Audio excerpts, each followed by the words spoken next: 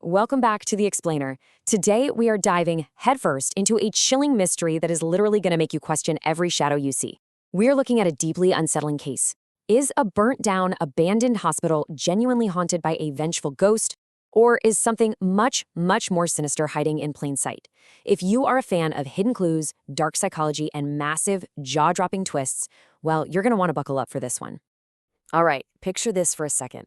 You've got a quiet, isolated village that is completely paralyzed by absolute terror. They are locking their doors tight the second the sun goes down, completely terrified of the ruins of Akyu Hospital. The locals are all whispering that the ghost of the beloved Dr. Akyu, who tragically burned alive in the facility, is out there actively hunting down anyone who gets too close to the ashes. The whole town is totally convinced the supernatural is at play. But is it really? But here's the thing, we aren't just talking about locals' superstitions here. There's a very real, very bloody trail. Months after a horrific fire destroyed the hospital, a string of absolutely brutal murders kicks off. First, a guy named Bharat is killed, then a social worker named Arun, and finally Detective Prakash, the very man brought in by the state to solve the case. This bloody timeline demands some serious answers, and it forces us to ask a pretty logical question. Do ghosts actually leave physical stab wounds? Yeah, I didn't think so either. The fear here? It is incredibly palpable.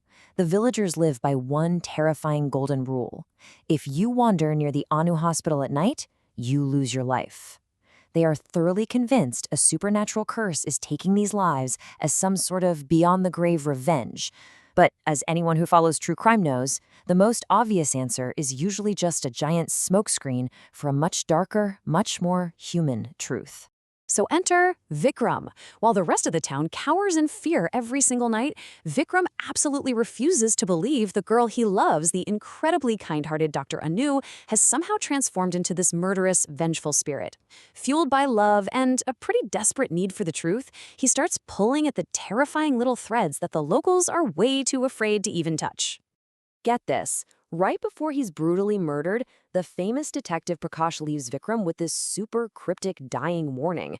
He says, "Think something special, do something special." Now, this is our first major hidden clue. It's a massive signal that the killer is highly intelligent, super theatrical, and most importantly, watching their every single move. The whole supernatural ghost explanation is really starting to fracture right about now. Now, this brings us to our first major red herring in the case. The corrupt local politician Petty Reddy. Reddy desperately wanted this free hospital shut down because, shocker, it was hurting his own greedy private medical interests. Suddenly, the dead detective's initial theory completely flips the script on us. We aren't looking at a ghost story anymore. We are looking squarely at a ruthless, cold-blooded political cover-up. But hold on, because here is where the whole case literally turns upside down.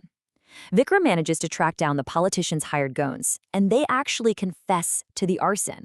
Yes, they burned down the hospital on Reddy's orders. But, and this is a massive but, they swear they had absolutely nothing to do with the string of gruesome murders. In fact, these hardened criminals are just as terrified of the ghost as everyone else in the village. So what does this all mean? Well, it leaves us with a terrifying gap in the puzzle.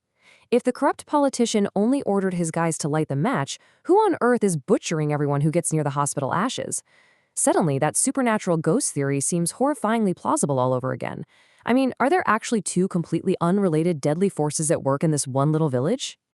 Well, just when the trail seems to go ice cold, bizarre clues start emerging from the shadows.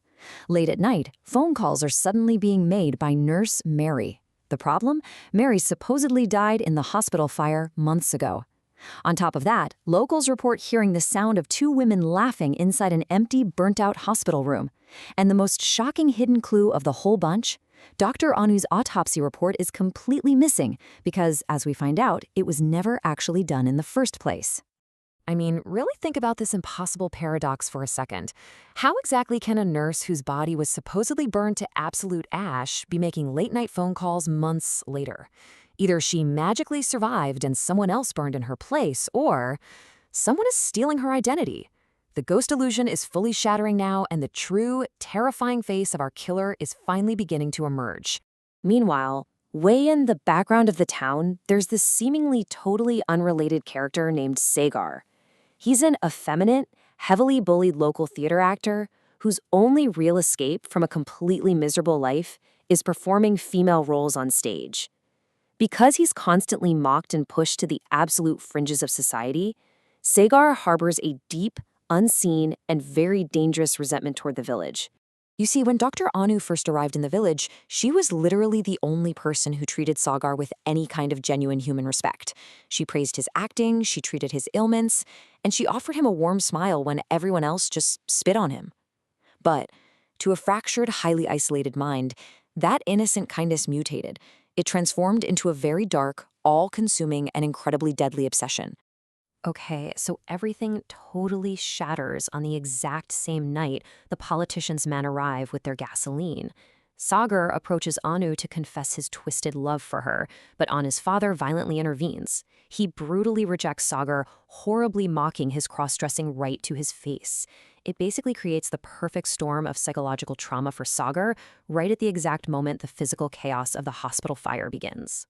And boom! Here is the ultimate shocking reveal. Sagar isn't a ghost. He is the mastermind. When the fire broke out, he didn't try to save Anu's father. He just stood back and let him burn. He used the chaos and the smoke to kidnap an unconscious Anu. And how did he escape the police line without anyone noticing? He used his theater skills. He dressed up in the dead Nurse Mary's uniform and simply slipped away completely unnoticed, hiding right there in plain sight. Suddenly, this entire string of gruesome murders makes complete, chilling sense. Sagar spread the ghost rumors himself to keep nosy people away from the ruins. He slaughtered Bharat simply because he was Anu's boyfriend.